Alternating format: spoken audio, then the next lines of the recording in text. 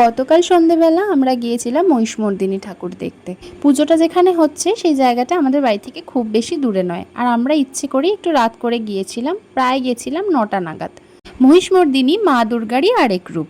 প্রতি বছর জামাই ষষ্ঠীর দিন থেকে এই পুজো শুরু হয়, আর 5 দিন ধরে অর্থাৎ দশমী পর্যন্ত এই পুজোটা চলে। পুজো প্রাঙ্গণের অনেকটা আগে থেকেই বেশ ভিড় আর প্রচুর স্টল বসে গেছে।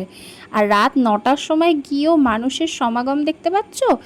এই কারণেই আমরা একটু রাত করে গিয়েছিলাম, যাতে একটু অন্তত ভিড়টা কমে। কিন্তু অত রাত করে গিয়েও লাভের লাভ কিছু হয়নি। গতকাল যেহেতু নবমী ছিল, সেই জন্য ভিড়টা যেন আরও বেশি করে হয়েছিল।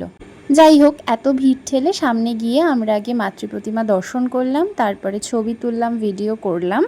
এই মন্দির লাগোয়া একটি কালী মন্দির ও একটি রাধাকৃষ্ণের মন্দিরও রয়েছে। ঠাকুর দেখার পর আমরা বিভিন্ন স্টলগুলো যে বসেছে সেগুলো ঘুরে ঘুরে দেখছিলাম, অনেক কিছু কেনাকাটা করেছি।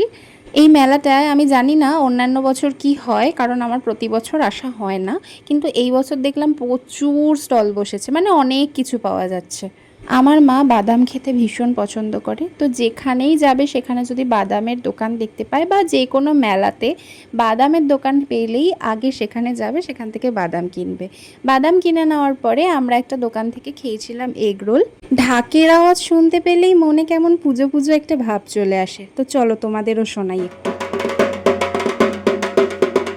এই মেলাতেই একটা এক্সিবিশন হচ্ছিল, ওই মেলা কাম এক্সিবিশন যেগুলো হয় সেগুলো, বিভিন্ন রকম হোমমেড চকলেটস, আচার, কুর্তি, তারপর হ্যান্ডমেড জুয়েলারি, এইসব। তো এই ছিল আমার টোটাল মেলা ঘোরার গল্প।